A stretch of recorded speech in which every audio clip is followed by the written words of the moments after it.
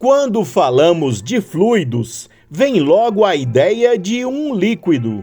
Mas um fluido é qualquer substância que não se pode comprimir e que se adapte ao formato de seu recipiente. Gases e plasma, por exemplo, também são fluidos. Todos esses três estados de fluido, líquido, gás e plasma, sofrem atrito interno entre as camadas do fluido, o que cria viscosidade ou espessura.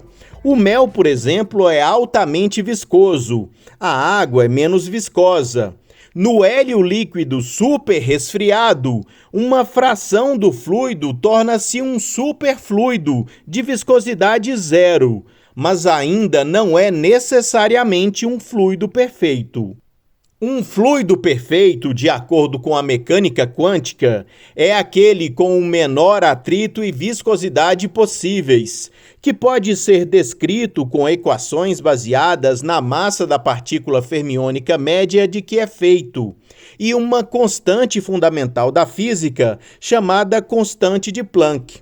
A viscosidade de um fluido pode ser medida pela forma como o som se dissipa por ele, uma propriedade chamada difusão sonora. Pela primeira vez, os físicos registraram ondas sonoras movendo-se através de um fluido perfeito com a menor viscosidade possível, conforme permitido pelas leis da mecânica quântica. A equipe de pesquisadores desenvolveu um experimento capaz de propagar ondas sonoras através de um fluido de partículas fermiônicas para determinar sua viscosidade.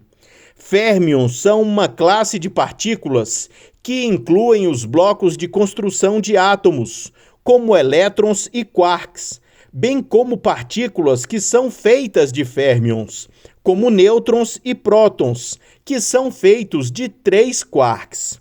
Os férmions são limitados pelo princípio da mecânica quântica, conhecido como exclusão de Pauli, que afirma que duas dessas partículas em um sistema, como um átomo, não podem ocupar o mesmo estado quântico.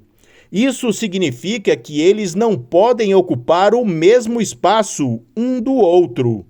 Para isso, foi necessário resfriar 2 milhões de átomos de lítio-6, até pouco acima do zero absoluto, e espremê-los em uma gaiola de lasers, e a imprecisão quântica os deixou acotovelar-se em ondas que quase não têm atrito, o fluido perfeito. O experimento teve que ser planejado para maximizar o número de colisões entre os férmions, e os lasers ajustados para que os férmions, correndo para os limites, retornassem ao gás.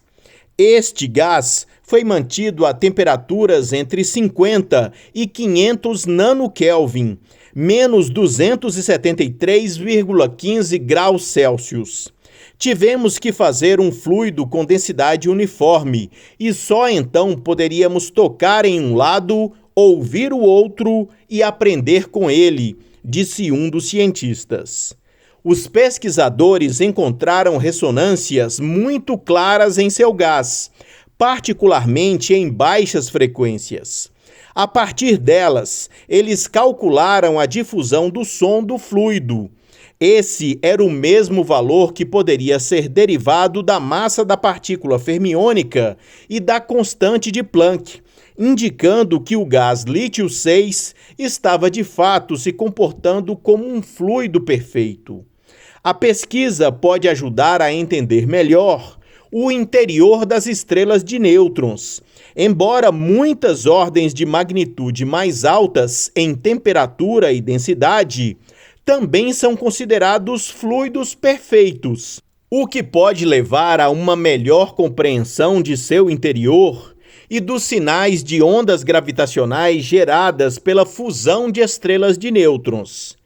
O trabalho pode ainda ajudar os cientistas a entender melhor a supercondutividade na qual os elétrons fluem livremente através dos materiais, e viabilizar algo ainda mais fascinante: entender a sopa de plasma de quark-gluon que encheu o universo nos anos logo após o Big Bang. A pesquisa foi publicada na Science. Este foi o Minuto News, uma pílula com notícias sobre ciências.